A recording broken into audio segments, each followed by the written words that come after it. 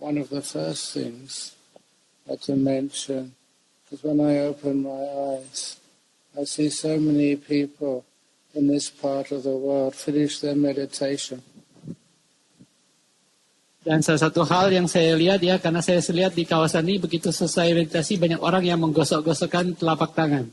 I never saw that amongst the forest monks of Thailand. Saya nggak pernah melihat seperti itu terjadi di antara biku hutan di Thailand.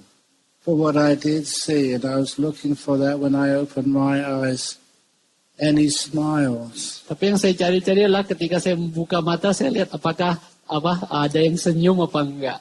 When the meditation really works, it does bring a natural form of happiness. You can't help it. But as you come out of meditation and you can see you smiling. Dan karena pada saat meditasi itu gitu ya menghadirkan satu ke rasa bahagia yang sangat alami sampai Anda tidak tahan. Jadi pada saat keluar dari meditasi pun Anda masih tersenyum.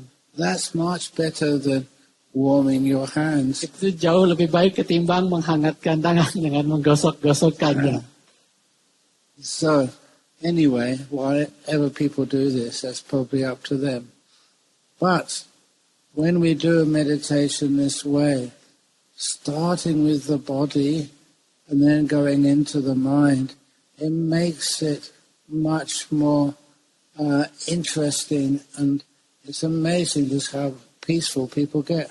Jadi pada saat kita melakukan meditasi dengan cara ini, kita mulai dengan tubuh dulu, menyantaikan tubuh dulu sebelum masuk ke dalam batin. Itu akan menjadikan meditasi itu begitu menyenangkan, begitu menarik gitu ya, dan juga menjadikan meditasi begitu kuat. Now, first of all, I'm not sure if this is going to work like this. I did mention it's nice to be able for people to ask questions. But I remember this culturally, it's very easy for Westerners to ask questions just because there's something they've been worried about or thinking about where they would like an answer to. But I know also the way you've been trained and brought up in this part of the world, people don't usually ask questions. Sometimes you write it on a piece of paper, you feel comfortable. But actually putting your hand up to ask a question is usually not that successful. Ya, terus juga tadi saya mengatakan mungkin tidak mudah untuk melakukannya. Mungkin saat berikutnya kan ada sesi tanya jawab. Kalau untuk orang barat, orang bule, mereka mungkin ada kekhawatiran untuk bertanya sesuatu, mudah sekali mereka bertanya. Tetapi mungkin kalau di bagian kita di Asia ini, kalau kita dibesarkan, kita cenderung suka sulit mengajukan pertanyaan. Mungkin lebih mudah kalau ditulis gitu ya. Tapi kalau angkat tangan dan bertanya agak sulit.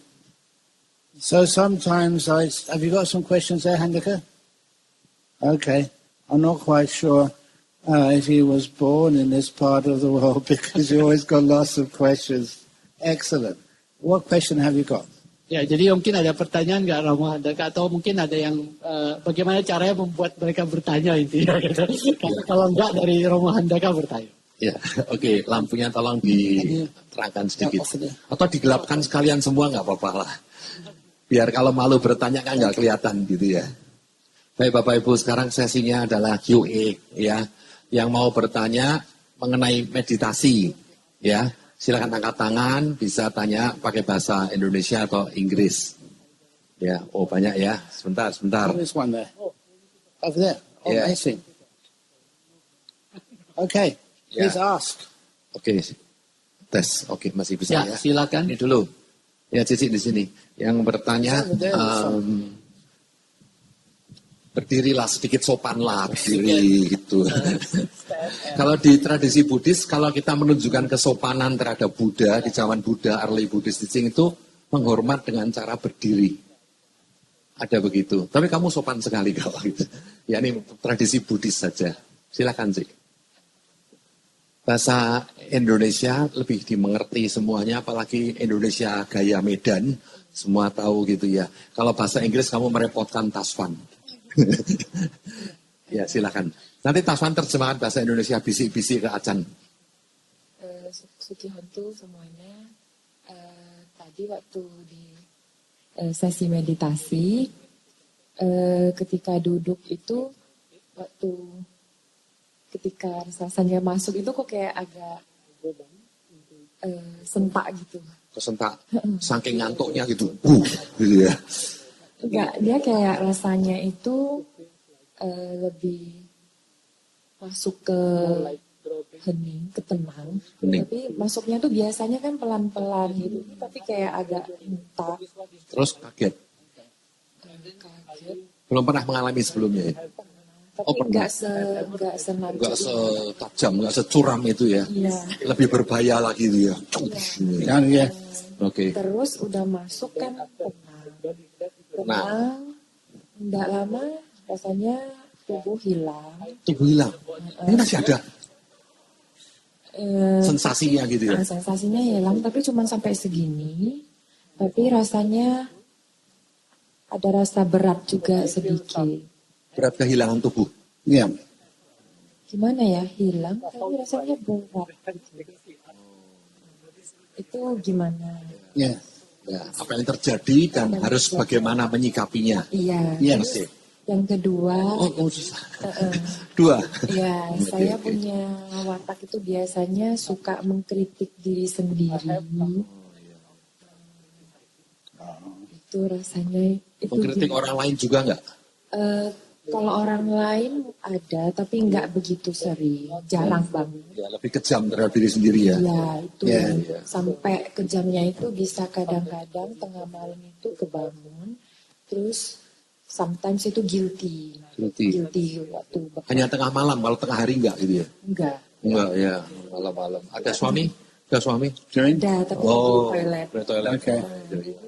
kayak sering mengkritik diri, kayak jahat sama diri, terus ada feeling guilty. Jadi pengen menumbuhkan meta ke diri sendiri dan sekitar, tapi mau minta Azan kasih tahu step by stepnya. Tip-tipnya ya. Nah, step by stepnya di sehari-hari yang nyata Oke. sampai bisa kebawa ke media itu gimana? Sehari-hari sampai meditasi ya. How to love me gitu ya. How Love to me, love love me. self and love others. Biasa love better. you kan, ini love me gitu. Iya. Ya mantranya gitu, love me. Oke, makasih Ci ya. Iya, Ya, makasih, tepuk tangan Azan. ya. Very good. Silakan aja. So we'll answer the second question first, Saya akan jawab pertanyaan yang kedua terlebih dahulu. and you'll find that will help answer the first question. Dan mudah-mudahan akan menemukan itu juga menjawab pertanyaan yang pertama. We have been trained in our societies and in our work always to be very critical. Kita telah dilatih oleh masyarakat dan terutama di dunia pekerjaan untuk selalu sangat kritis. To the point we don't allow ourselves to be normal. Sampai-sampai kita tidak membiarkan diri kita normal atau wajar apa adanya. The usual story which I give, I live in a forest. I've never yet seen, after 50 years of living in forests, a perfect tree. Cerita yang biasa saya sampaikan adalah setelah hidup di hutan selama hampir 50 tahun, saya belum pernah melihat satu batang pun pohon yang sempurna. All trees are bent and crooked. They've all got damage on their bark. Semua pohon itu pasti bahannya bengkok-bengkok gitu ya, dan semua pohon itu bagian kulitnya pasti ada yang rusak. They're called natural. Itu yang namanya alami. And there's no way in the world that you can go to bed at night thinking you've been perfect today. Tidak mungkin Anda bisa di dunia ini gitu ya, berpikir saat Anda mau pergi tidur malam hari berpikir bahwa Anda sudah jadi sempurna hari ini. You're like a tree in the forest, bent and crooked with lots of damage on the trunk. Anda itu lebih seperti pohon yang ada di hutan dengan dahan yang bengkok-bengkok ke sana ke sini dan juga banyak yang rusak bagian kulit-kulitnya. That's why you belong. Itulah sebabnya itu Anda tuh justru wajar. Anda adalah sama seperti yang lainnya. That's why you're natural. Itulah sebabnya Anda itu wajar, alami. But when you do notice any faults in the behavior, that's where you say, thank you. I'm becoming aware of some faults, and now you can be a better human being. You have to know about those faults first of all. Tapi pada saat Anda melihat ada cacat atau celah gitu ya, atau kesalahan, Anda pertama-tama harus mengucap terima kasih. Karena dengan cara kita mengetahui ada cacat dan celah itulah, baru kita bisa menjadi orang yang lebih baik. I used to be a school teacher before I was a monk for Dulu 1 year. sebelum jadi biku, saya pernah jadi guru sekolah selama 1 tahun. I taught the kids who trained with me, please, if I mark one of your answers wrong, don't be embarrassed by that. I also make mistakes. I want to get some feedback. Did you understand what I taught, what lesson I gave you? Dan saya selalu mengajarkan ke murid-murid saya bahwa pada saat saya nanti memberikan nilai, misalnya ada yang bagian yang salah, tolong jangan merasa malu gitu ya. Karena sebagai guru, saya harus memberikan nilai ini supaya memahami gitu loh. Bagian mana yang saya ajarkan tuh yang Anda paham atau tidak paham. So if you make a mistake and feel guilty for it, it's not your fault. If it's in meditation, it's my fault. Jadi kalau Anda melakukan kesalahan gitu, itu Anda merasa bersalah, terutama kalau lagi meditasi, itu bukan salah Anda, salah gurunya. Salah saya. So I didn't teach you enough. Karena artinya saya belum cukup baik untuk mengajari Anda, atau cukup ya mengajari. Or if it's your boss at work criticizes you, it's your boss's fault. Karena kalau bos misalnya mengkritik Anda waktu bekerja, itu artinya salah bosnya. They're supposed to train you for the job. Mereka seharusnya melatih kita cukup baik untuk melakukan pekerjaan itu. If it's your parents criticize you, well, mum or dad, I've got your genes, it's your fault. Jadi kalau ada orang tua mengkritik kita, kita bilang, Bapak, saya mewarisi gen dari papa mama loh. Jadi salah papa mama juga.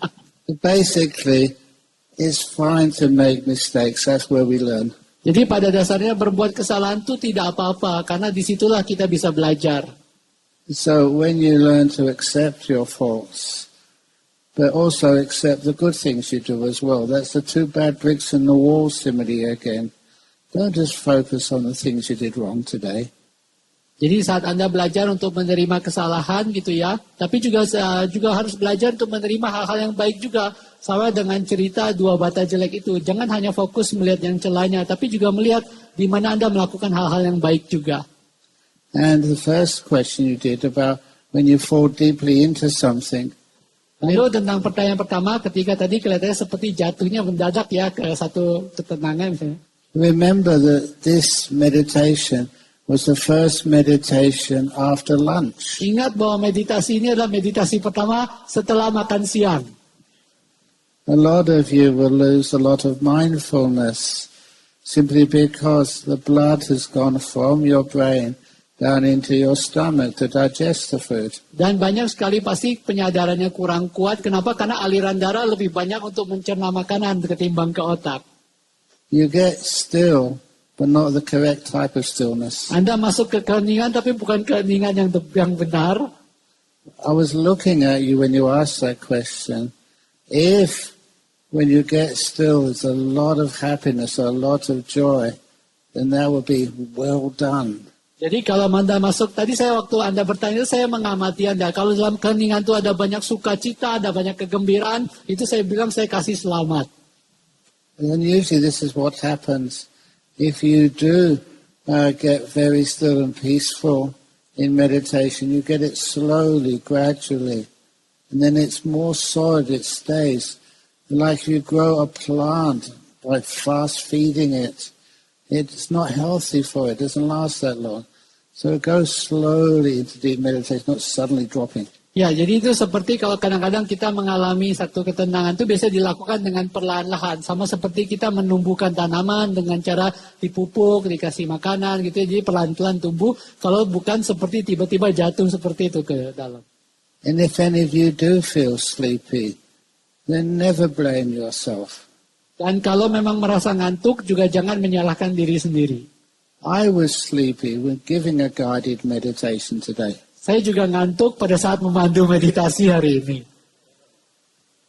How can you not? I always get up really early in the morning and people give me such delicious food to eat. Bagaimana mungkin saya nggak ngantuk? Saya harus bangun begitu pagi dan orang-orang ngasih makan begitu enak. And usually I have enough and then people bring me more. Biasanya begitu sudah cukup, orang-orang datang nambah lagi, ngasih lagi lebih banyak. And I go to take quick rest. Please don't criticize. There's one of the hotel staff called on the door. It said housekeeping. Well, they wanted to see if I wanted the room made up. Jadi So I think I kadang-kadang, must rest. ya waktu saya istirahat tadi juga kadang-kadang ada yang ngetok gitu ya, housekeeping gitu, mau bersihin kamar gitu. I know the owner of the hotel is here. Please don't find out who did that. Please don't punish them. Dan saya tahu mungkin ada pemilik hotel di sini, tolong jangan dicari-cari petugas mana yang mengganggu tadi, tolong jangan dihukum. Okay, does that kind of explain? Oke, apakah itu menjawab pertanyaan?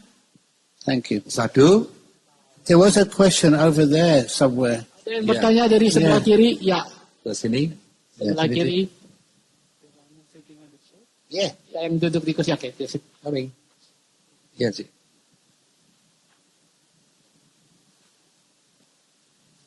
Nama budaya Ajam.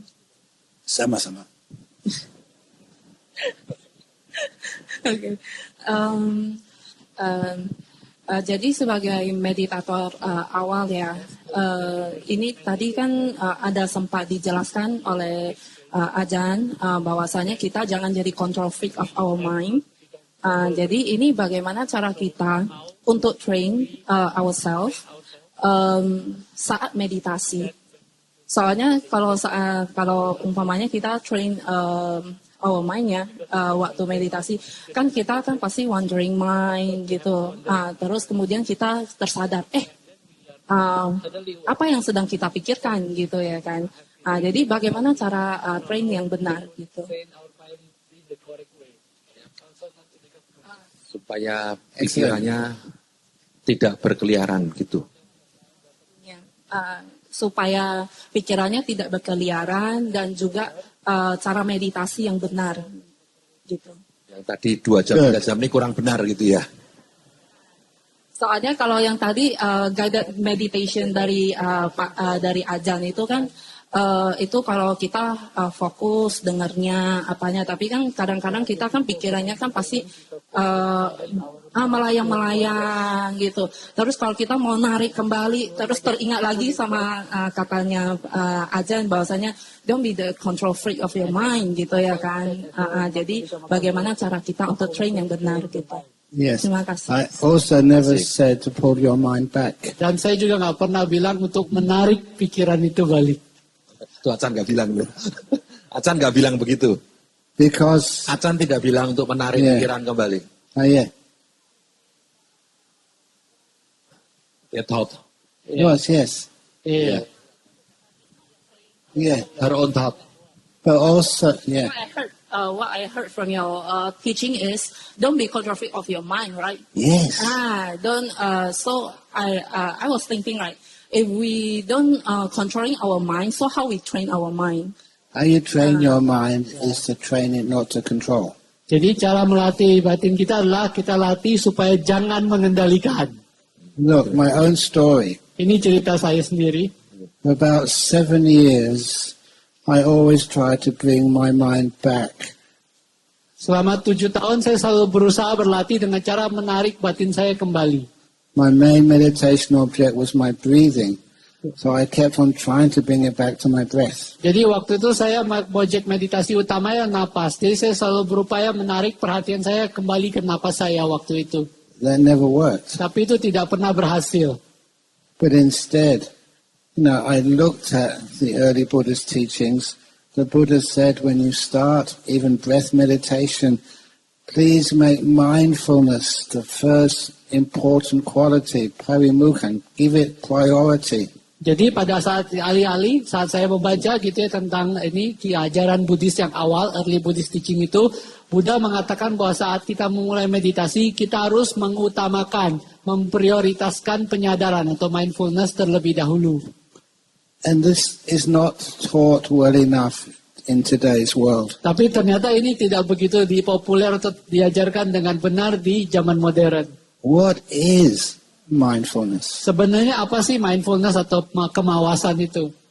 And the best explanation I got from that book, I did mention it, from Leo Tolstoy. Now is the most important time. The one in front of you is the most important being in the whole world. And the most important thing to do is to be kind. Dan itu definisi penyadaran yang saya dapatkan itu yang terbaik adalah dari cerita Leo Tolstoy tentang 3 pertanyaan itu. Kapan waktu yang paling penting? Saat ini. Siapakah atau apakah yang paling penting? Apapun hal atau objek yang ada di hadapan Anda. Dan apakah hal yang paling penting untuk dilakukan? Itu adalah peduli atau berbaik hati. So first of all, now the most important time, that's easy. Jadi saat ini adalah kapan waktu yang paling penting? Saat ini. Gampang gitu ya. So you never think, where should the mind be? You just know where the mind is right now. Jadi Anda tidak pernah berpikir kebatin ini atau pikiran ini harusnya kemana. Yang penting adalah Anda tahu pikiran ini saat ini ada di mana. And you never think that the most important place is the breath. The most important place to look at is what's happening right now. Dan Anda tidak pernah berpikir bahwa tempat yang paling penting adalah napas, bukan. Tapi tempat yang paling penting, apa yang paling penting adalah apapun yang hadir saat ini. Now the most important time, the thing which is in front of you is the most important thing. Saat ini adalah hal yang paling, waktu yang paling penting. Apapun yang ada di depan Anda itu adalah apa yang paling penting. So when I'm meditating, if I start thinking, say, of Bodhinyana Monastery, because that's coming into my mind, that is important. Jadi pada saat saya mulai meditasi, tiba-tiba saya kepikiran wihara saya, karena wihara itu kepikiran itu datang ke depan batin saya ini, maka itulah yang paling penting. And I never try and cure it. I care for it. This is what comes into my mind for whatever reason. I'm caring for it. It doesn't last that long. Dan kan saya tidak berusaha untuk menyembuhkannya atau menghilangkannya, tapi saya peduli terhadap pikiran itu. Karena pikiran itu pasti muncul karena suatu sebab. Saya peduli terhadap pikiran itu dan biasanya pikiran itu tidak berlangsung lama. I am just cultivating the mindfulness first. Jadi tapi saya sekedar mengembangkan penyadaran lebih dahulu, mindfulness lebih dahulu. With the kindness. Dengan kebaikan hati. And then, if I want to do a body sweeping or the breath meditation, it comes up naturally. Lalu pada satu kalau saya mau melakukan ini, pemindaian tubuh, menyadari bagian tubuh, atau menyadari napas, itu bisa datang atau muncul secara alami. If I am sleepy, there's a cause for that. Kalau saya ngantuk, ya pasti ada penyebabnya saya ngantuk. Isn't it because I didn't get much sleep or whatever it was? Mungkin penyebabnya karena saya tidak cukup tidur atau apapun yang lainnya. I never criticize myself and say, I'm not supposed to be sleepy. Saya tidak pernah mengkritik diri saya mengatakan Anda ini tidak seharusnya ngantuk. I care for it. My body wants to go to sleep. Saya peduli terhadap tubuh saya karena tubuh saya mau tidur. And I never try and control my mind by bringing it back to anything. I let it be. Saya tidak pernah mengendalikan batin saya, menghadirkannya, membawanya kembali ke tempat tertentu. Enggak, saya biarkan batin saya. I never try and bring me back to something. Whatever is there, where I am, I may be wandering off all over the place, but I'm aware of it. Saya tidak pernah berupaya menarik batin saya dari tempat ini ke tempat yang saya pikir seharusnya, tapi saya sekedar menyadari apapun yang muncul, lalu saya peduli terhadap apapun yang muncul itu. And as soon as you're aware of where you happen to be, that soon turns out to be something really peaceful and beautiful. And then it turns into the breath. Dan segera setelah Anda menyadari apapun yang muncul itu, maka segera setelah itu Anda akan menyadari bahwa itu akan menjadi indah, ya, Anda menghargainya. Dan setelah menjadi damai, tiba-tiba Anda menyadari napas dengan sendirinya. If you try to hold your awareness on the breath, you do get tense. Dan kalau Anda berupaya terus memegang perhatiannya pada napas, Anda cenderung jadi tegang. You let your awareness be with the breath. Anda biarkan justru penyadaran Anda untuk selaras atau bersama dengan napas. Because the breath eventually becomes your best friend. Dan dengan demikian napas pada akhirnya akan menjadi sahabat baik Anda. You like hanging out together. Anda senang nongkrong bareng napas Anda. And there's no effort. Jadi tidak ada diperlukan usaha. That is a much more powerful way, an effective way of breath meditation. Itu adalah cara yang jauh lebih efektif dan lebih kuat untuk bisa lebih berdaya gitu ya, mumpuni untuk bisa melakukan meditasi napas. Get your mindfulness strong first of all, then the breath comes to you. Pertama, membuat penyadaran atau mindfulness ini cukup kuat lebih dahulu, maka nanti napas yang datang ke kita. You don't even call it a training. Anda tidak menyebutnya sebagai melatih. It's something quite natural. Ini sesuatu yang alami terjadi. I hope that makes sense. Mudah-mudahan jawabannya ini bisa dipahami. Yeah. It's one of those questions which I struggle with over 7 years. Itu justru pertanyaan yang dari dulu saya justru selama beberapa tahun setelah latihan yang awal tadi saya tanyain itu jawabannya. Thank you. Terima kasih. Oke, Sado. Ya. Pertanyaannya singkat-singkat aja ya, biar semua kebagian. Ya, Dok, silakan. Namo Buddhaya, Ajahn Brahm. Okay, nama pertama sama-sama. Terima kasih, pertama-tama terima kasih kepada Mam Handaka, Mam Taspan, semua panitia yang sudah membuat acara retreat ini sungguh luar biasa. And thank you so much for Ajahn Brahm, for the enlightenment. Saya ingin tanya tadi, sewaktu meditasi, sewaktu saya sedang memperhatikan napas dan memperhatikan pikiran saya, tiba-tiba muncul spark gitu, cahaya terang dan terus berubah jadi warna ungu dan biru, ganti-ganti. Dan yang ingin saya tanyakan apakah itu atau apa yang saya rasakan waktu itu. Terima kasih. It's very likely Ada penampakan cahaya gitu ya. that experience, what you experience, is what we call nimitta. Yang Anda alami itu adalah yang kami sebut sebagai nimitta. Was it enjoyable? Apakah itu nikmat, menyenangkan? Very pleasant. That's what happens. Itu yang biasanya terjadi ya, rasanya sangat damai ya. I never went that deep the other day when I was talking about the 1,000-petaled lotus. Ya, tadi pada saat saya bilang tentang perumpamaan tadi, 1000 kelopak teratai tadi, saya belum sampai ke yang paling dalamnya, perumpamaan itu. As the lotus opens up, Saat teratai itu membuka, you get into the present moment. You get into the silence of the mind.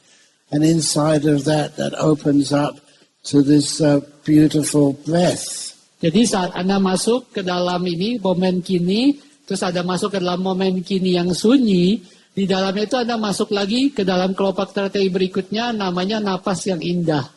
And inside the delightful breath, that opens up to these beautiful lights. Dan di dalam napas yang indah, napas yang menggembirakan itu begitu kelopak yang mekar lagi, itu ada namanya cahaya yang indah. That's what we call nimitta. Itu yang kita sebut sebagai nimitta. When you start to experience those, you can let the breath disappear. Saat Anda mulai mengalami hal tersebut, Anda boleh membiarkan napas itu lenyap. Because those lights, they come up and they stay when your 5 senses become subdued.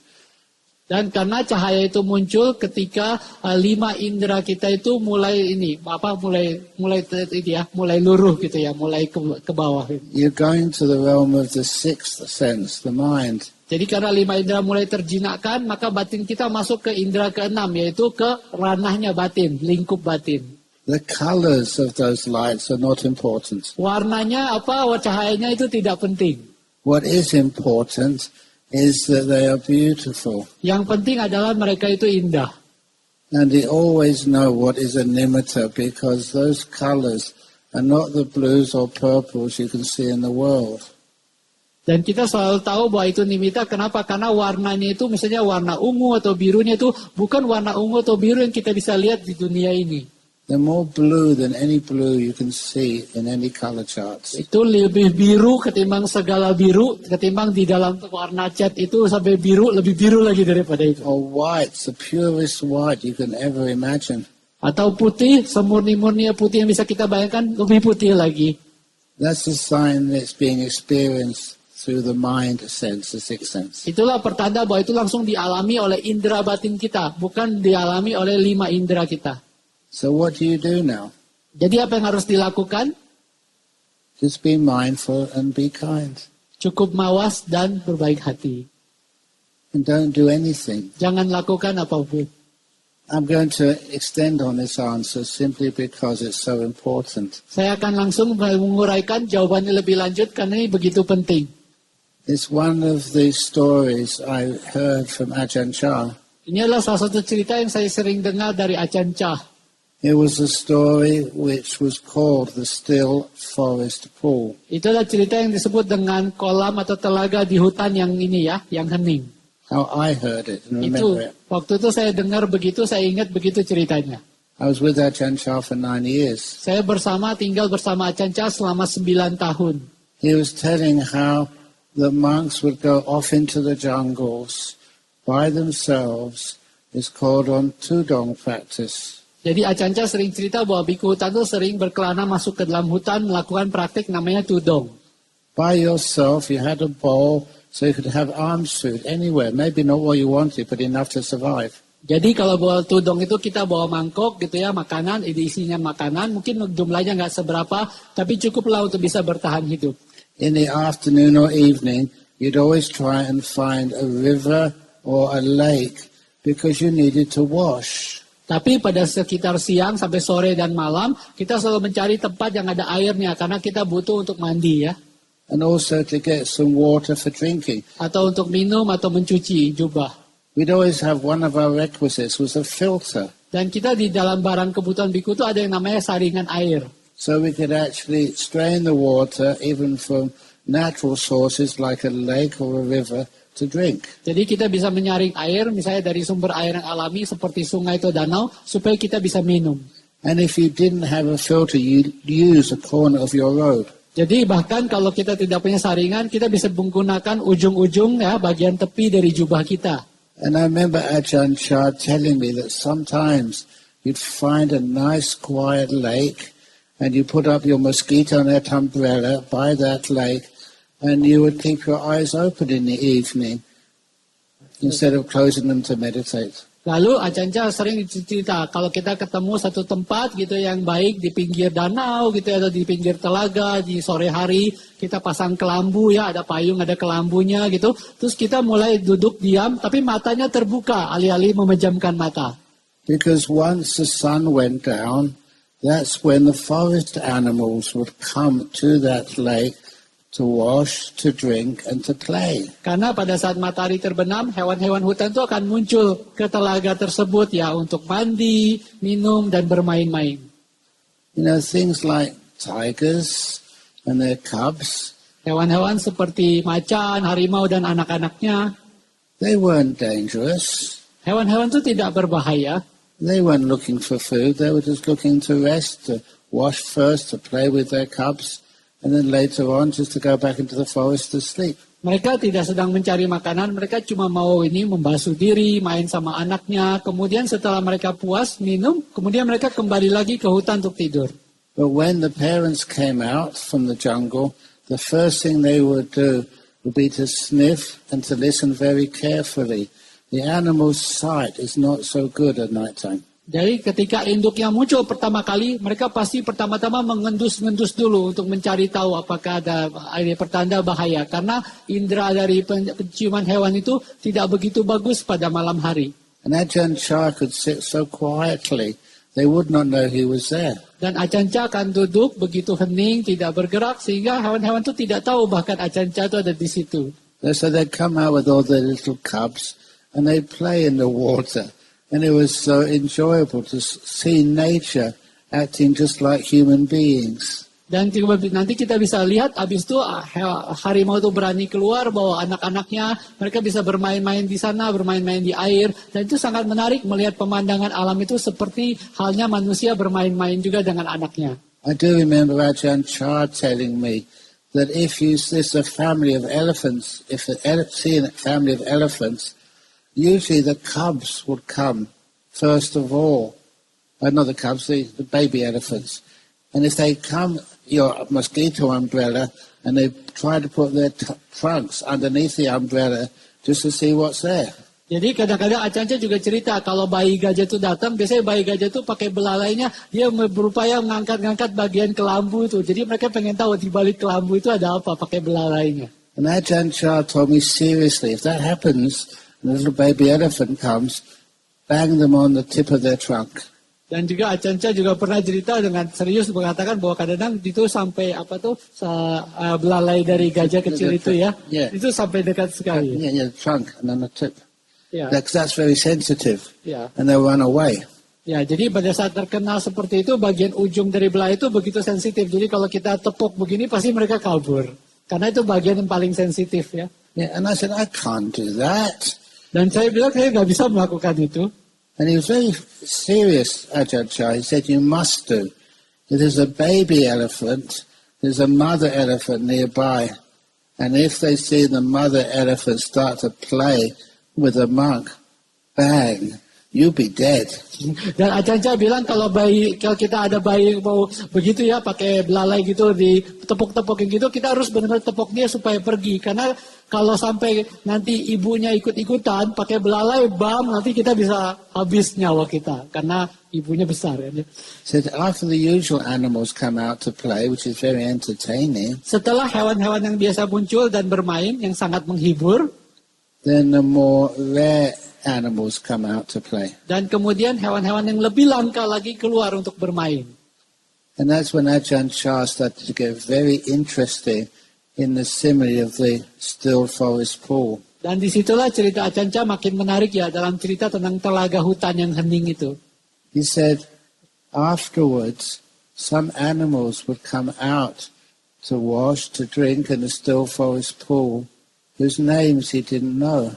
Dan bahkan katanya setelah itu ada berbagai hewan yang keluar gitu ya untuk bermain, membasuh gitu ya, atau minum di telaga hutan yang hening ini, yang bahkan namanya pun Acanca tidak tahu. Very beautiful animals, Hewan-hewan yang sangat indah, but very shy. tapi sangat pemalu.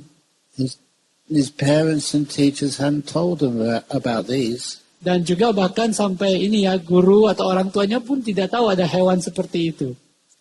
He said that's a simile of the nimittas. Beliau mengatakan itu perumpamaan namanya nimita. These beautiful experiences which come out to play by your still mind. That's a forest pool. Itulah pengalaman yang datang dan keluar dan bermain di batin Anda yang hening. Batin Anda itu seperti telaga yang hening tadi. If you get scared, no, or if you get excited, wow, Kalau Anda kaget, misalnya takut, gitu, atau Anda semangat, wow gitu ya. then they run back into the jungle. You won't see them for weeks. Dan maka mereka lari kembali ke hutan dan Anda gak bakal melihat mereka selama berminggu-minggu. But if you can be very still, put aside excitement or fear, they won't harm you. Then they could stay and play, have a wonderful time, experience these nimittas. Tapi kalau Anda bisa hening, mengesampingkan dulu rasa takut atau rasa senang atau semangat itu ya, maka Anda bisa membuat diri Anda hening, maka mereka bisa mengalami satu pengalaman melihat mereka bermain dan ada hadir. Dan ini satu pengalaman yang indah. Sometimes, when they have played and washed and go back into the jungle, then some extremely rare animals come out. Kadang-kadang setelah mereka sudah selesai main-main, membasuh diri dan kembali ke hutan, nanti ada hewan yang lebih langka lagi, sangat-sangat langka lagi muncul. Incredibly beautiful. Dan sangat-sangat indah. But they're so shy also. Tapi mereka juga sangat pemalu. If you just move or if you think something, Kalau Anda bergerak sedikit aja, kepikir sedikit saja, they know and they run away. mereka akan tahu dan mereka akan kabur. If you can be still and just watch without saying anything, then they stay and play in the still forest pool for many hours with you. Dan kalau Anda bisa hening, tidak mengatakan atau berpikir apapun, Anda bisa mengamati mereka datang bermain di telaga yang hening ini selama berjam-jam. And that was Ajahn Chah's simile for the jhanas, Dan itulah perumpamaan Acanca untuk jana-jana, what the Buddha calls Samma Samadhi. yang disebut Buddha sebagai sama samadhi. And he said, if you think you've had any pleasures before, you don't know until you've experienced what these Samma Samadhi states are like. And then they're incredibly beautiful. Dan Acanca mengatakan kalau Anda pernah merasa mengerti apa yang namanya kenikmatan sejati, begitu mengalami hal ini, Anda baru tahu bahwa itu tidak ada apa-apanya. Itulah kenikmatan sejati yang sebenarnya. Dan ini sangatlah indah, sama-sama di itu. And very beneficial. Dan sangat banyak manfaatnya. Please don't be afraid of the power and the joy of those states. Tolong janganlah takut akan kekuatan dari sukacita yang muncul dari keadaan seperti itu. That's why I love saying in the Pasadika Sutta, Digha Nikaya, the Buddha said that anyone who gets attached to those pleasures of jhanas, there's only 4 things you can expect will happen to you. Itulah sebabnya dalam Pasadika Sutta gitu ya, dalam Digha Nikaya, Buddha mengatakan kalau Anda melekati kenikmatan untuk sukacita dari meditasi ini, hanya ada 4 hal yang bisa terjadi kepada Anda. The only 4 consequences. Hanya ada 4 konsekuensi ini. Stream winning, once returning, non-returning, or full enlightenment. Menjadi pemenang arus Sotapana, sekali kembali lagi Sakadagami, tidak kembali lagi Anagami atau jadi arahat, mencapai pencerahan sempurna. The 4 stages of enlightenment, that's what's supposed to happen. 4 pencerahan sempurna harusnya terjadi. So you carry on with these jhanas, get really into them, let them so the next stage come out of these jhanas. The next thing you'll know, there'll be another enlightened being in Indonesia. Jadi kalau Anda bisa membiarkan jana ini muncul gitu ya, membiarkan keadaan berikutnya muncul dengan berikutnya, akan ada seorang suciwan yang akan muncul lagi di Indonesia. Go for it. Lanjutkan. Sadu. Sadhu, sadhu, sadhu. Ada lagi satu. It's over there. Nih, Iya. mungkin dulu ya. Sini dulu ya. Habis ini, Cici di sini ya. Tadi siapa? Ini Koko dulu. Habis ini siapa? Ya. Good afternoon, Ajahn Brahm. Thanks a lot for your Afternoon. teachings. Appreciate it. I got a couple of questions that might sound a bit stupid. Please. Yeah. So the first question is that when we scan over our body, it mentions that we have to be kind. Could you please elaborate what is kind to our body? Is it like asking them to relax? Or we just have to say thank you to part of our body that you have done well to keep us alive so far? That's the first question. The second question is that you ask us to let our mind be. But when I let my mind be, they started to wander and wander into mayhem. Most of the time is negative thought, negative emotions, past experiences that might not be, I might not be able to handle it as much, like giving enough attention to say, okay, this is all well. So could you please give us advice, or me particularly, how to handle this kind of situations? Thank you. Okay. Ya, Terima kasih kok. Dari mana kok asalnya? Yeah. Where are you from? Medan. Oh ya, kok kayak bahasa orang Polandia gitu. Ya, jadi pertanyaannya adalah tadi Keren, pada keren. saat saya men-scan tubuh saya itu gitu ya, kan Ajahn Brahm mengajarkan kita harus memberikannya atau memberikan kebaikan hati. Maksudnya memberikan kebaikan hati itu apa? Apakah meminta atau memberikan perintah supaya dia rileks, atau kita mengucapkan syukur, mungkin terima kasih karena selama ini bagian tubuh ini sudah dapat berfungsi dengan baik. Tolong Ajahn jelaskan apa yang dimaksud dengan be kind. Lalu yang nomor 2, Achan bilang kalau batin ini suruh let it be, biarkan saja. Tapi kalau saya biarkan saja, nanti dia langsung mengembara, muter-muter ke pikiran negatif, pikiran yang nyebelin, dan itu akibatnya saya tidak bisa kendalikan. Jadi yang dimaksud tuh seperti apa sebaiknya Achan? Excellent questions. Itu bukan pertanyaan bodoh, itu pertanyaan bagus ya. That's why I like coming to Medan. Itulah sebabnya saya senang datang ke Medan. How are you kind to the body when you do a body scan? Jadi bagaimana cara kita berbaik hati pada tubuh saat melakukan body scan tadi? You don't just say, oh, may my body be well and happy. Jadi kita tidak sekadar mengatakan bahwa tubuh ini semoga baik dan bahagia. You can't be well and happy continuously. You have a human body.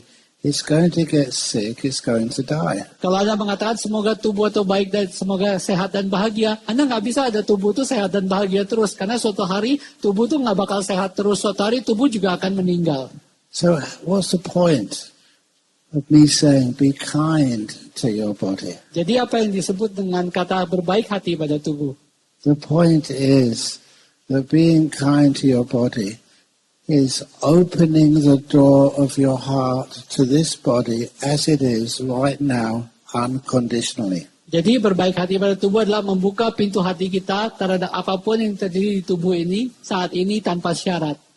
That was something which I was taught and understood from my own father. He wasn't a Buddhist. Dan ini adalah sesuatu yang saya diajarkan dan buat saya pahami gitu ya dari ayah saya. Padahal ayah saya itu bukan Buddhis. He told me when I was only 13 or 14, he said, however you turn out in your life, son, if you become a leader of a gang of notorious thieves, you become a terrible person, nevertheless, you are my son, and I will always accept you into my heart. Jadi ayah saya mengatakan kepada saya waktu saya umur 13 bahwa mau jadi apapun nanti kamu anakku gitu ya. Mau jadi pemimpin geng atau mau jadi orang jahat atau orang buruk gitu ya. Pintu rumah papa itu selalu terbuka untukmu karena kamu adalah anakku. It was unconditional love. Itu namanya cinta tanpa syarat. And I felt that. And I appreciated it so much. Dan saya sangat suka terhadap ajaran itu dan saya sangat menghargainya. At a recent retreat, they asked me, Ajahn Brahm, you grew up, in the, basically as a young man in the 60s. Did you ever take drugs? Terus pada saat retret berikutnya sebelum ini ya baru-baru ini ada yang bertanya kepada saya, Ajahn Brahm kan dibesarkan tahun 60-an, apa pernah narkobaan? And I told everybody, I was so fortunate that I never did take drugs. And the reason was this, when I was about sort of 15, only 15, in London, many of the kids there started taking marijuana. And then one of my friends, close friends, got caught with marijuana. And he said his life at home went terrible. It's an awful place to be with his mother and father were really upset. And he was getting into big trouble. He turned out okay in the end. But I remember going back from school on the 266 bus. I still remember this so well. From school in Hammersmith to a place in Acton where I lived. And talking to my friend. And I realized that if I had taken any drugs and got caught, which I probably would have been, then that news would probably kill my father. He was on the edge of life and death for a couple of years. And I just could not do that. Dan alasan kenapa waktu itu saya bilang saya tidak beruntung gitu ya, tidak mencoba narkoba gitu ya. Padahal banyak sekali dari anak-anak di London, di Inggris pada saat itu ya, itu banyak yang mulai sering nyoba ganja ya, marijuana dan sebagainya. Itu adalah karena salah satu dari teman saya itu waktu itu umur 15, dia nyoba marijuana, terus kemudian ditangkap polisi, terus akibatnya begitu banyak kesulitan dialami di rumah. Ayah ibunya sangat sangat marah terhadap dirinya, kacau. Tapi pada akhirnya sekarang dia jadi orang yang udah benar gitu ya. Tapi begitu saya melihat hal itu, saya cuma langsung menyadari ya, kalau saya benar-benar nyoba hal itu kalau sampai saya ketangkap polisi dan kemungkinan saya ketangkap polisi, itu ayah saya pasti mati begitu mendengar kabar saya nyoba narkoba. Karena ayah saya sudah menjelang ajal itu, kondisi kesehatannya tidak begitu bagus. Jadi saya begitu sayangnya saya kan tidak mengambil, karena itu saya tidak mengonsumsi narkoba. And when I was 16, he did die. Dan pada saat saya umur 16 tahun, memang ayah saya akhirnya meninggal. And I always remembered, I never wanted to hurt or harm someone I loved. Dan itu saya ingat ya, waktu itu saya mendengar cerita itu, teman saya lagi cerita itu, kita lagi naik bus 266. Saya bahkan masih ingat nomor busnya waktu itu ya. Dan saya juga waktu itu saya ingat gitu loh, bahwa waktu itu setelah ayah saya meninggal. And soon after that, I started getting interest in Buddhism. Waktu itu saya juga kenapa saya tidak melakukan itu, karena saya tidak mau melukai orang yang benar-benar saya cintai. Dan setelah ayah saya meninggal, segera saya menjadi berminat pada ajaran Buddha. No one in my family even knew how to spell Buddhism. Tak seorang pun dalam keluarga saya pun bisa mengeja kata Buddha dengan benar atau ajaran Buddha. It's only because at 16 doing A-levels I did well and got prizes. I got books on Buddhism and I loved it. It's who I was. Jadi waktu tahun 60-an itu saya cukup berprestasi di sekolah, saya dapat hadiah untuk memilih buku. Saya juga dapat buku, saya pilih bukunya buku Buddhis gitu ya. Dari situ saya belajar ajaran Buddha. And there was very clear, if you're going to practice Buddhism and be a meditator, 5 precepts. One of those precepts was no drugs. Dan yang sangat jelas kalau kita dari ajaran Buddha gitu ya, kalau kita baca ajaran Buddha, yang paling penting ajarannya salah satunya adalah sila, 5 sila. Dan salah satunya adalah jangan narkoba. And that was reinforced, by the first meditation teacher I had, who said, if you want to get deep meditation, know things like marijuana, please. Dan jadi sangat ditekankan oleh guru meditasi pertama saya, kalau Anda ingin masuk ke meditasi mendalam, pertama-tama ya jangan sampai narkoba. And those two things, the love of my father and learning some Buddhist meditation, that I give thanks to for keeping me off drugs when I was young. Dan 2 hal itu yaitu ya cinta kasih dari ayah saya, dan yang kedua ajaran dari Buddhis dan meditasi gitu ya. Itu yang benar-benar membuat saya itu jauh dari narkoba pada saat saya masih muda. And I remembered that advice my father said, son, the door of my house is always opening, no matter how you turn out. I'm your father, that's enough. I will never sort of close myself off from you.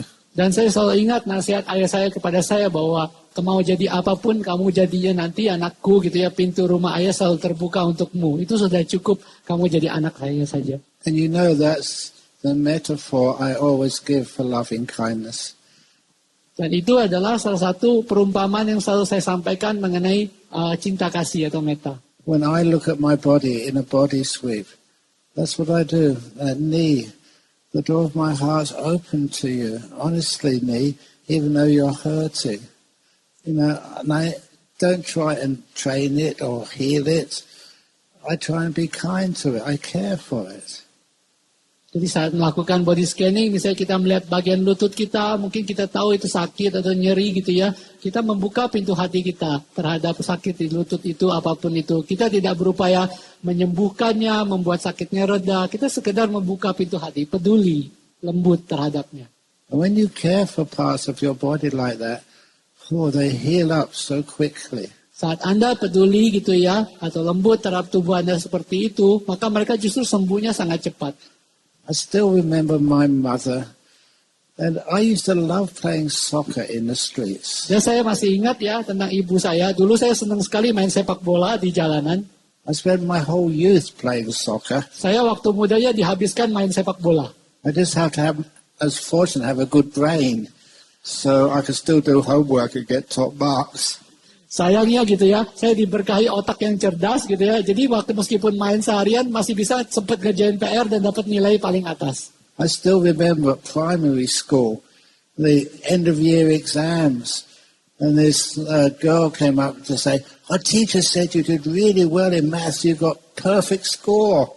Dan saya juga masih ingat ya pada saat ujian akhir sekolah gitu ya, ada satu ini gadis ini bilang kalau Anda bisa benar-benar ini ya melakukan matematika yang baik, Anda bisa dapatkan nilai yang sempurna.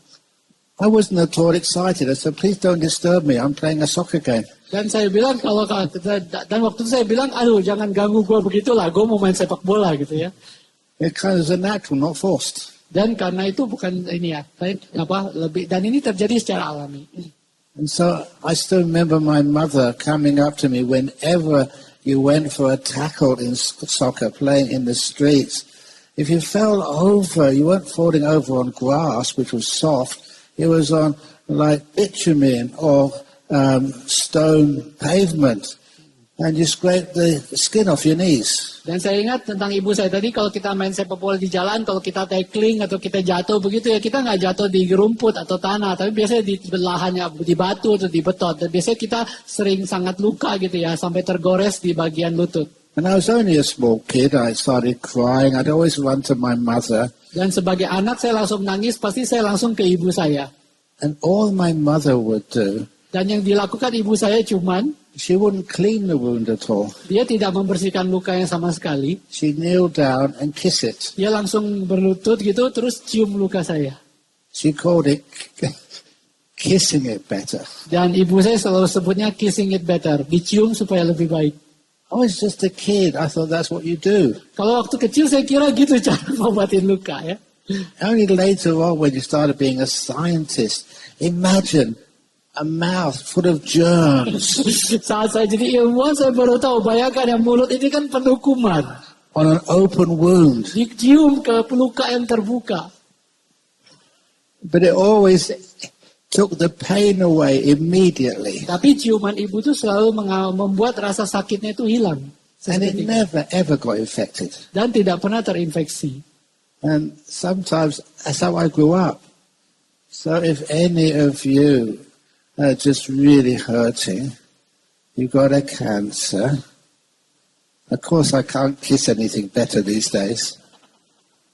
But I'll just be as kind as I possibly can. And kiss it better with my mind. To take the pain away, to heal it. Because that's what I learned from my own mother. That's one of the reasons why just what kindness is. It's hugely powerful. Dan itulah sebabnya kalau Anda mempunyai penyakit seperti kanker gitu ya, kita bisa meng-kiss it better gitu, menciumnya dengan lebih baik, tapi bukan dengan ciuman sebenarnya gitu ya. Zaman sekarang nggak diperbolehkan gitu ya, tapi dengan batin kita. Dan dengan itu kita bisa melihat bahwa nanti rasa sakitnya itu justru bisa menghilang gitu loh. Dan itu adalah memberikan kita satu wawasan ya, betapa kuatnya penyadaran dan kebaikan hati itu. This is one of the reasons why kindness, when you really understand what it is such an essential part of Buddhist practice. I don't care if it's Mahayana, Theravada, Vajrayana, or any yana. The kindness takes the meditation and gives it power. You go really deep.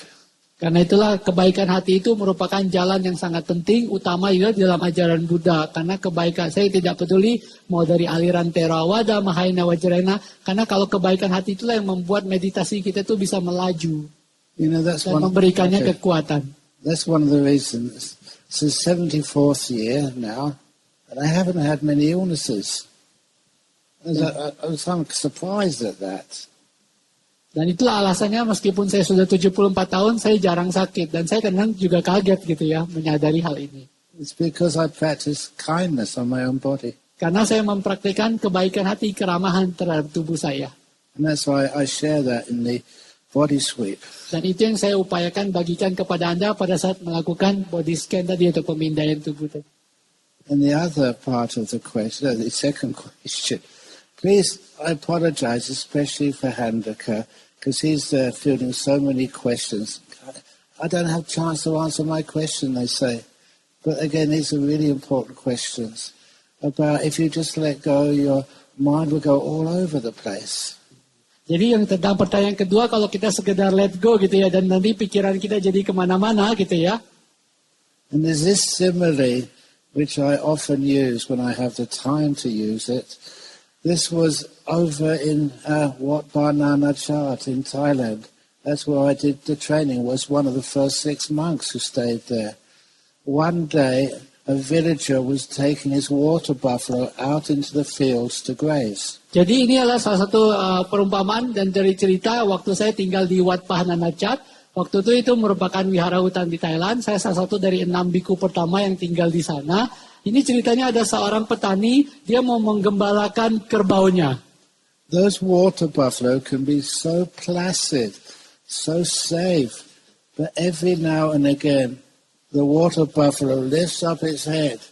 And that's where monks should be really scared, because the next thing a water buffalo does will start charging at the monks. Karena kerbau itu kadang-kadang begitu jinaknya, begitu amannya. Tapi kadang-kadang kalau sesekali ya, kalau kerbau itu menaikkan kepalanya seperti ini, kita sebagai biku harus sangat khawatir. Karena biasanya dia langsung menyeruduk. I often wondered, why is that? The monks are placid. Jadi juga kadang-kadang saya juga heran, padahal yang namanya biku juga sangat jinak gitu.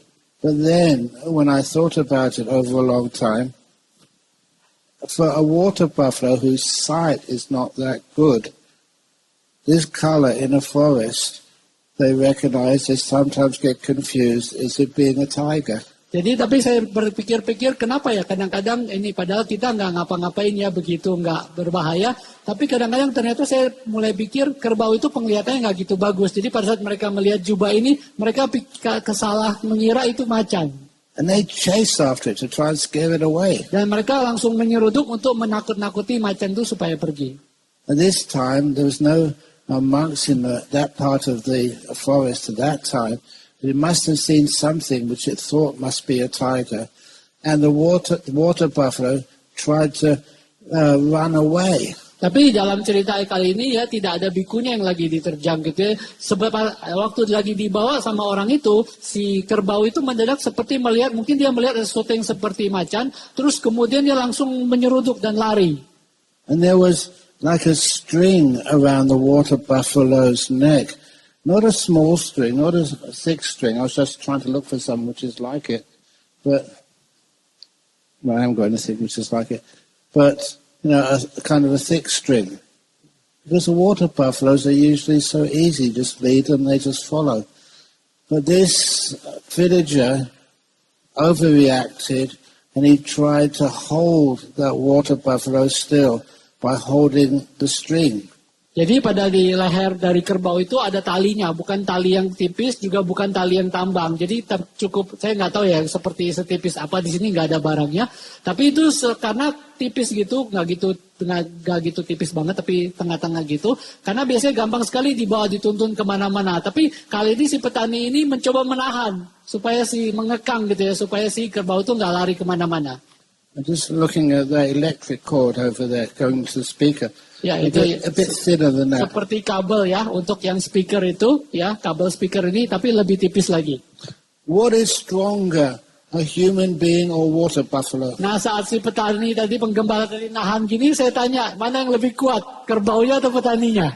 Obviously water buffalo. Tentu saja kerbau itu lebih kuat ya. So as a water buffalo tried to run away, and the man tried to stop it holding the string wound itself around the man's finger and pulled its finger off. Jadi pada saat kerbau itu lari, dia tahan, akhirnya senarnya malah ngumpul di jarinya, akhirnya jarinya sampai putus. Because it was just outside monastery, this man came into the monastery with half a finger and blood pouring out. Jadi pada saat itu terjadi di depan wihara, orang ini langsung ke wihara dan dengan berdarah-darah tinggal jarinya tinggal separuh. It was because of shock that he wasn't screaming. Jadi karena itu dia kaget gitu ya, dia sampai teriak-teriak. So what we did, we just put some bandage around it, took him to the hospital to get it sort of treated. But when he did recover, he was the man who always had half a finger. Jadi pada saat itu kita melakukan ya, kita perban ya lukanya, terus kita bawa dia ke rumah sakit. Setelah sembuh dia selalu dikenal sebagai orang yang jarinya separuh. But I thank him for giving us a wonderful simile. Tapi saya terima kasih pada penggembala itu karena memberikan cerita yang sangat luar biasa. The mind is running off, and you try to stop it. Pikiran Anda berkelana seperti tadi, dan Anda berusaha untuk menghentikannya. Which is stronger? Mana yang lebih kuat? Your mind. That's why if you try and stop it, Pikirannya. it still runs off. Pikiran Anda yang lebih kuat karena begitu Anda berupaya menghentikannya, dia tetap melaju. And causes all sorts of trouble in the mind. Dan juga karena ada suatu masalah atau kerisauan dalam batin. So what that villager should have done, he realized he should have done, let the water buffalo run off. Jadi penduduk desa itu harus menyadari kesalahannya. Apa yang harus dia lakukan? Biarin aja si kerbau itu lari. The water buffalo doesn't run off that far. Kerbau itu nggak bisa lari jauh-jauh. It gets 50 meters or 100 meters from the forest. It feels comfortable and it just stops there. Setelah 50-100 meter, begitu dia rasa nyaman, nggak takut lagi, dia pasti berhenti di situ. And then the man could just walk after it Dan kemudian orang itu tinggal menghampirinya, and just pick up the string and then lead it to where it's supposed to be. lalu ambil talinya terus dituntun ke tempat yang seharusnya. That's like when your mind wanders off. Sama seperti pikiran Anda yang berkelana. Don't try and hold it back. Jangan berupaya mengekangnya. Let it go. Biarkan itu pergi. Have you heard that word before? Ada pernah Let it go. mendengar kata-kata itu, let it go. And you walk slowly after it. Dan setelah itu pikiran itu akan berjalan lebih lambat. Pick it up. Kita bisa menghampirinya. And that's how we carry on our meditation. Dan itu kita bisa melanjutkan meditasi kita. That actually works. Dan itulah yang sebenarnya bekerja. You care for your mind. Kita peduli terhadap pikiran dan batin kita. You don't try and train it. Kita tidak berupaya mengekangnya. It trains itself. Kita tidak berupaya melatih pikiran kita, tapi kita melatih diri kita. Thank you for those questions. Terima kasih untuk pertanyaan itu. Sadu.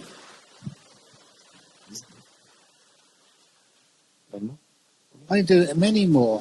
Oke, silakan. Ada yang mau Ya. bertanya lagi? Ada lagi. Well, we can always do a toilet break. Tadi yang situ jadi nggak? Four people. Okay. Tadi yang Cici di sini. Nggak kelihatan? Nggak jadi? Udah dijawab.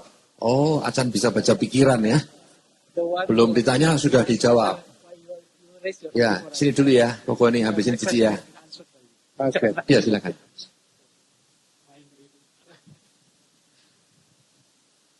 To people overcome sorrow, helplessness, and suicidal thoughts. Bagaimana cara mengatasi pikiran ingin bunuh diri gitu ya. Kesedihan yang luar biasa, anxieties, and suicidal thoughts. Oh, kesedihan luar biasa. Kecemasan sama pikiran ingin jelek-jelek gitu ya. Of will to death. Atau keinginan untuk mati. Yeah. Iya, iya. Terima kasih. What did I The truth of the matter is that in Buddhism, if you suicide, you're killing your body, but your stream of consciousness continues. Tapi sejujurnya dalam ajaran Buddha, kalau Anda bunuh diri, Anda membunuh tubuh Anda, tapi aliran kesadaran Anda lanjut terus. So the main reason for causing you those thoughts is not overcome by killing your body. Jadi yang salah satu cara untuk mengatasi gitu ya untuk masalah penyebab masalah yang ingin membuat Anda bunuh diri itulah bukan dengan membunuh tubuh Anda. I'm not just saying that is the truth. If you kill your body, then afterwards you still suffer. Dan saya tidak mengatakan hal itu hanya karena itu, tapi karena itu kenyataannya setelah Anda membunuh tubuh Anda tetap masih menderita. The idea that you throw yourself off a bridge, or you throw yourself off a car, or you overdose on some medication, you think from that time on it's not going to hurt anymore. It does still hurt. It's not a solution which works. Jadi gagasan bahwa kalau kita loncat dari jembatan, loncat dari gedung, loncat dari mobil, atau sengaja minum obat banyak-banyak, bahwa kita setelahnya tidak merasa menderita lagi, itu salah. Setelahnya pun masih menderita. Itu bukan solusinya. The best solution is meditating. Solusi honestly. terbaik justru adalah meditasi, jujur aja. Then after a while, what is depression? Dan selang beberapa lama kita berpikir, apa sih sebenarnya depresi itu? One cause of depression is just because you're exhausted. Salah satu penyebab utama depresi atau tertekan itu adalah karena Anda kecapean. You have no energy left. Karena Anda tidak punya energi yang tersisa. So one solution, I'm not recommending this, I'm just an excuse to have a sip of coffee. Dan salah satu solusinya bukan ini ya, ini cuma alasan buat minum kopi dulu. Or hang around people who make you laugh. Atau bergaul atau nongkrong bareng orang-orang yang membuat Anda tertawa. And that sort of join in. People are not harsh at each other.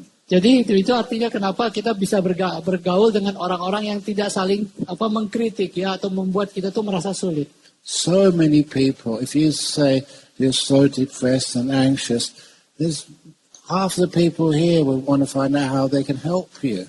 Jadi kalau ada begitu banyak orang ya, kalau ada orang bilang saya ini lagi depresi, lagi cemas gitu ya, lagi tertekan, itu begitu banyak orang di ruangan ini yang mau bantuin justru. And the reason why they want to, because I get so much happiness helping somebody else. Kenapa mereka mau membantu? Karena saya sendiri merasa mendapat kebahagiaan begitu banyak dari membantu orang lain. There's this one guy, and he was really suicidal. Ini ada satu orang ini, waktu itu dia punya banyak pemikiran mau bunuh diri. So his friends, they arranged a special interview with me and him. Jadi teman-temannya membuat dia ada interview khusus sama Acan. Then I asked him, what were you doing today? Dan saya tanya sama dia, ada apa yang Anda lakukan hari ini? He says, it's just getting up. It's very hard to get up.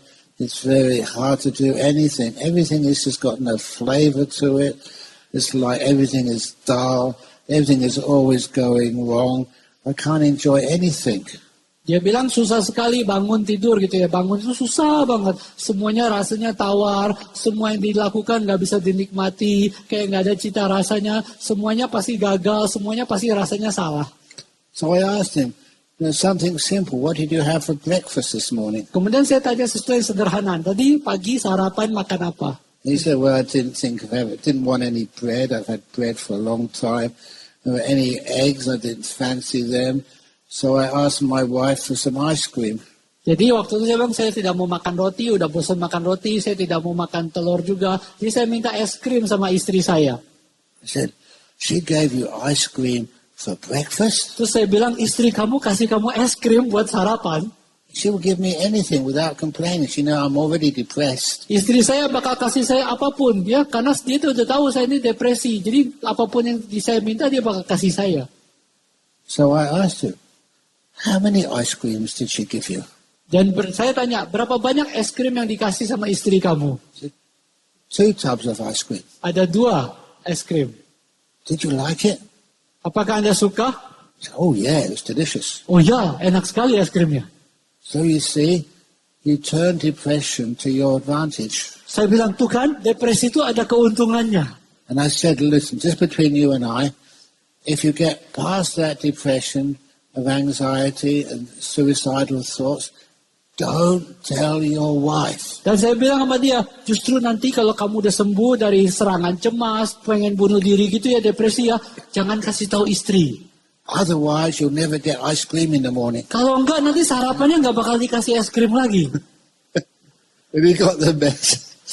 Dan mendadak dia paham apa yang saya mau sampaikan. He laughed. Dia tertawa. That's the first time he laughed for a long time. Dan dia tertawa terbahak-bahak ya setelah udah lama ya nggak tertawa seperti itu. And that's one of the examples of not fighting and trying to get rid of the depression.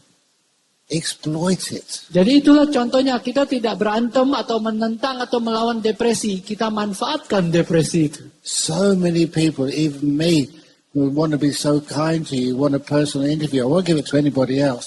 But you say that you're depressed and got suicidal thoughts. Okay. Jadi ada begitu banyak ini ya, orang-orang gitu ya, kadang-kadang Anda begitu ramah, Anda baik hati, begitu banyak orang yang mau Anda direpotin begitu banyak orang. Tapi begitu Anda bilang, aku ini udah mau bunuh diri, aku ini depresi, terus orang-orang tuh jadinya nggak mau ngerepotin Anda, oke gitu. Find out the advantages and exploit them to the max. Cari tahu keuntungannya depresi, lalu manfaatkan habis-habisan. And then afterwards, even anxiety. I still remember being a young man going to, I didn't actually go to nightclubs, but parties and dances, and you see a beautiful woman, and you want to go up there to talk to her, but you're so nervous. Saya juga ingat ya ngomong soal kecemasan, waktu saya muda dulu ada banyak pesta-pesta, kalau kita melihat cewek cantik, kita pengen ngomong sama dia tapi takut, karena kita begitu gugup ya, takut, khawatir. And eventually you got the courage to go and talk to her. Pada akhirnya kita mengumpulkan keberanian untuk ngomong sama cewek itu. And then once you got to know her, you'd share experiences.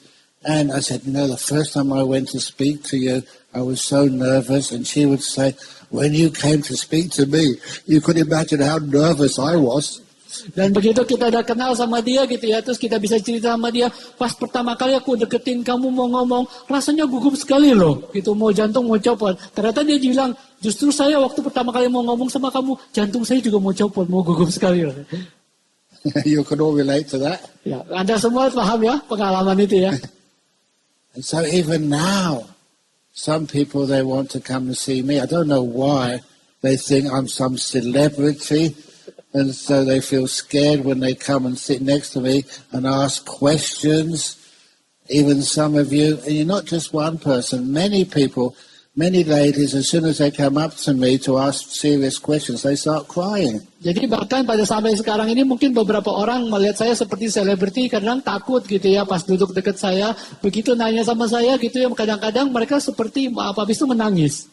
Why cry? Kenapa nangis, saya bilang. I'm never going to hurt anybody. Saya nggak pernah mau melukai siapapun. And actually, that's not true. Meskipun itu tidak benar. I was thinking, I would never tell your secrets to others. Nah, misalnya saya tidak akan pernah mungkin ceritain cerita kamu kepada orang lain. But I do. Tapi kadang-kadang meskipun saya nggak pernah ngomong cerita lain kepada orang lain, kadang-kadang saya bagiin juga ceritanya. They're really good examples. Karena itu adalah contoh yang baik. Like this little girl years ago, she'd been to see psychologists and psychiatrists, no one could help her. And so her dad said, maybe you can. You know, you're a Buddhist monk. She was Aussie. And when I asked her what's the problem, it took a lot of her time to actually her to feel confident that I would keep her secret. I've told thousands of people about this. Dan itu juga ada seorang gadis Aussie gitu ya, waktu itu udah ketemu psikologis, psikiatris, sudah nggak ketemu jalan keluarnya. Ayahnya bilang mendingan ketemu sama Acan karena dia seorang biku gitu ya, bisa membantu gitu ya. Dan waktu itu saya bilang saya nggak pernah mau ceritain ke orang lain, padahal saya udah ribuan kali cerita tentang dia kepada orang lain. She was about 14 years of age. Sekarang dia udah umur 40-an ya. And eventually she let me know why she was so depressed. Dan pada akhirnya dia setelah lama gitu ya, dia ngomong baru dia keluar kenapa dia mengalami depresi. And she said it took a lot of coaxing, but I got it out of her. She said her nose was too big. Dan katanya gitu ya, butuh waktu lama gitu ya, tapi saya juga dalamin, akhirnya keluar juga alasannya. Dia bilang karena dia ngerasa hidungnya terlalu besar. Can you remember what it was like to be 14? Anda ingat ya rasanya waktu itu, waktu umur seperti itu?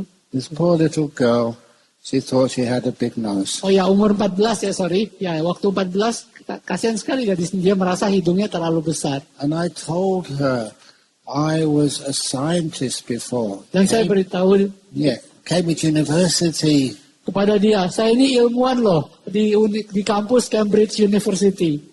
So I decided to assess her nose. Dan saya memutuskan untuk menilai hidungnya. I looked at it, how it was shaped, its length, and I said, you know, your nose is so many centimeters long and centimeters thick. You know, I've seen lots of noses in my life. Your nose is kind of average. It's not big, it's not small, it's like in the median range. Dan saya ukur gitu ya hidungnya gitu ya, berapa panjangnya, berapa lebarnya. Dan saya bilang, saya sudah lihat begitu banyak hidung di seumur hidup saya. Hidung Anda tuh kategorinya rata-rata. Nggak terlalu besar, nggak terlalu kecil. Ya rata-rata di tengah. It was the wrong answer. It didn't matter how big or small or average I thought it was. It was how she thought it was. That was the problem. Dan masalahnya sebenarnya bukan apa yang saya sampaikan, seberapa besar atau seberapa kecil hidungnya, tapi bagaimana dia merasakan hal itu. Perasaan dia sendiri terhadap hal itu yang paling penting. It's like how you feel, you know, you're doing in life. Not actually how you are doing, but how you feel, how you interpret that. Sebenarnya bukan apa yang Anda lakukan dalam hidup, tapi Anda rasanya seperti apa. Apa tafsiran atau penilaian Anda terhadap apa yang Anda lakukan dalam hidup. That's why it's my job as a teacher. Always to praise, always see the advantages in being depressed. You can have 2 tubs of ice cream in the morning. I always saw the advantages of having COVID, believe it or not, and I never did. And so I thought I was really hard done by. Some of my monks had COVID, and they got to go and retreat for 10 days or something without anybody bothering them. And I started thinking, how can I catch COVID? I was looking for it. And every time I thought I might have something, I took the COVID test and it was 0. I didn't have it. It was really disappointing. Ya, jadi itulah bagaimana kadang-kadang tugas saya sebagai guru adalah membuat kita tuh mampu bisa melihatnya dan bisa memanfaatkannya gitu ya dari depresi itu, dan coba bisa melihat kita mempunyai cara pandang yang benar terhadap itu. Misalnya kayak tadi orang depresi tadi bisa dapat 2 cup es krim loh setiap pagi gitu loh. Itu kita bisa memandangnya sebagai sesuatu yang keunggulan dari depresi itu sendiri.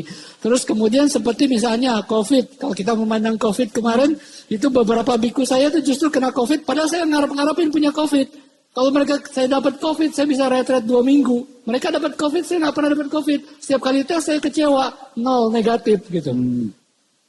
That's why I don't know why this is the case. Even when my father died, I never felt sad, even though I loved him to bits. Dan saya juga kadang-kadang juga terheran-heran dengan pikiran negatif. Misalnya ketika ayah saya meninggal, saya tidak pernah merasa sedih meskipun saya sangat-sangat mencintainya. Because I appreciate it. I felt so grateful. He'd been my dad for 16 years. Karena saya menghargainya, saya bersyukur dia sudah jadi ayah saya selama 16 tahun. It'd been wonderful if you'd been my dad longer, but I was so satisfied and fulfilled for those 16 years. There's no way I could feel sad. Akan luar biasa kalau dia bisa jadi ayah saya lebih panjang lagi, tapi saya sudah merasa sangat puas, sangat berkecukupan, sangat berterima kasih karena sudah menjadi ayah yang luar biasa. This is in life, learning how to change your own perceptions. Inilah caranya dalam hidup ini Anda belajar bagaimana mengubah persepsi Anda. If you haven't found a girlfriend or a wife yet, don't worry. I have been single for over 50 years. Kalau Anda belum pernah ketemu pacar atau istri, jangan khawatir. Saya sendiri jomblo 55 tahun. And I enjoy it to the max. Dan saya justru menikmatinya habis-habisan. So life, what have you got to be anxious about? Jadi dalam hidup ini sebenarnya Anda perlu cemas apa sih? Even if an aircraft gets blown up, I came here on MH. Dan meskipun gitu ya, pesawat meledak, saya datang ke sini ke Medan naik Malaysia Airlines loh. Yeah, and as soon as I got on board the plane, I was reminded of that Malaysian airplane which disappeared totally. Dan itu begitu saya naik gitu ya, ada yang ngingetin saya, Maskapai Airlines itu ada pesawatnya pernah menghilang. I don't mind disappearing. Saya nggak khawatir harus menghilang. I even wrote a book about it, the art of disappearing. Saya bahkan menulis buku Art of Disappearing ya, seni menghilang ya, bukan siapa-siapa ya. Unfortunately, I can see the positive side of everything. Dan itulah, karena itulah untungnya saya bisa melihat sisi yang positif dari segala sesuatu. Even going to jail. Bahkan masuk penjara pun itu. I remember reading this book years ago, a biography of this Thai monk.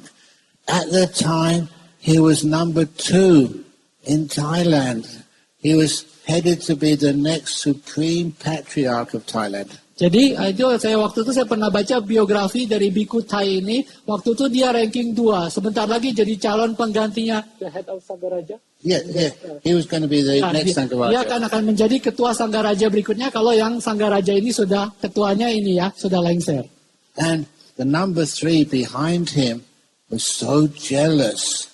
He thought, if this monk survives, then there's no chance I'd ever be Sanggaraja of Thailand. Lalu ada biku nomor 3 di belakangnya. Ternyata cemburu sama biku nomor 2 ini. Dia pikir kalau biku nomor 2 ini masih hidup atau bertahan, saya ini nggak bakal bisa jadi Sanggaraja, ketua Sanggaraja. So he listened to many of the talks which this number 2 monk gave, and he edited this and put it together, and it sounded like this monk had given a talk that's just encouraging communist practice in Thailand. Lalu dia jadi giat, yang nomor 3 ini dengerin ceramah, rekaman ceramah biku nomor 2, terus diedit, dimanipulasi sedemikian rupa, seolah biku nomor 2 ini memberikan ceramah yang mendukung ajaran komunisme di Thailand waktu itu.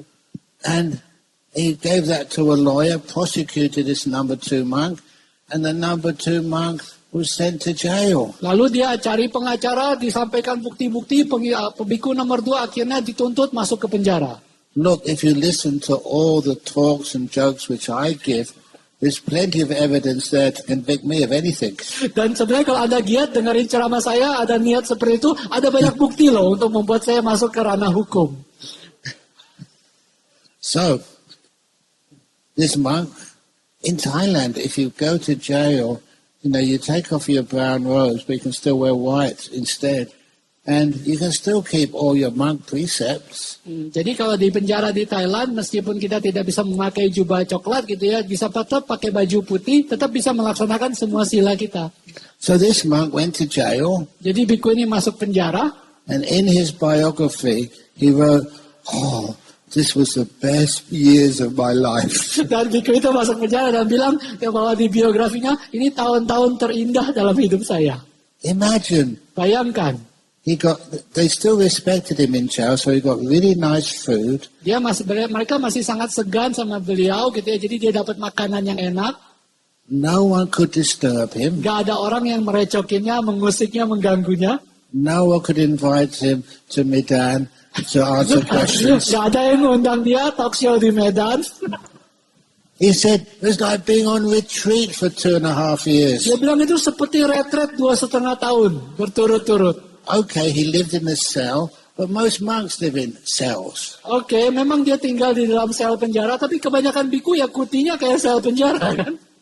Many monks, like me, you've seen my cave over where I live. Even in that cave, I sleep on the floor. And I think he had a bed in jail, Banyak much dari more comfortable. Ya banyak dari biku kalau saya di gua saya tidurnya di lantai. Kalau itu biku nomor 2 tadi di penjara malah dapat ranjang, tidurnya nyaman. And he had plenty of time to read interesting books. He said it was like a time of perfect freedom for a senior monk. Dan itu banyak waktu luang untuk bisa baca buku yang menarik. Itu sebenarnya waktu yang sangat sempurna bagi seorang biku senior. Look, if I want to retreat, Jadi kalau saya mau retret a long retreat, panjang, well, menurut Anda, well, no one would bother me. supaya gak ada yang ganggu saya, But anyway, eventually they found out that it was all set up, and so he was released from jail. But he said, "Do you want to become the head monk now?" No, because he enjoyed the solitude and the peace. ya, tapi ternyata ditemukan bahwa dia memang dijebak, akhirnya dibebaskan, terus ditanya apakah mau jadi ketua Sanggaraja? Jawabannya mungkin enggak, karena dia sangat menikmati kedamaian dan penyunyian tadi. I kind of love that attitude. Jadi saya sangat senang dengan sikap biku itu. Other people say that's really unfair. Aren't you angry? No, where does anger get you? Dan orang-orang kadang-kadang bilang bahwa, waduh ini nggak adil, saya ini kesel sekali, marah sekali. Tapi kalau ada kesel, marah, cemas, emangnya hasilnya apa? Where does anxiety get you? Kemana ujung-ujungnya dari anxiety atau kecemasan ini membawa Anda? Anxiety is thinking about the future with a negative slant. Yang namanya anxiety itu kecemasan adalah memikirkan masa depan dengan sudut pandang atau lensa yang negatif. I look at the future instead of with a negative slant, with a positive slant. Saya alih-alih melihat masa depan bukan dengan kacamata yang negatif ini, tapi dengan lensa yang positif. So they say, if I'm flying in an MH aircraft Jadi kalau saya naik pesawat Malaysia Airlines, and it gets blown up, kemudian meledak, flying over sort of some of the countries in the Middle East or somewhere, misalnya meledak karena ada konflik di Timur Tengah atau sebagainya, Ajahn Brahm, what would you do? apa yang dilakukan Ajahn Brahm? I tell everybody, have you seen the size of my robe? Anda pernah lihat ya? Nah, saya bilang sama semua orang jawaban saya. Anda pernah lihat ukuran jubah saya? It's my emergency parachute. Ini parasut darurat. Look at the size of it. It's Coba lihat huge. ukuran jubah ini besar banget. I just hold on to 4 corners. Tinggal saya pegang I 4 just ujungnya flow down. dan saya bisa mendarat. Terjun payung.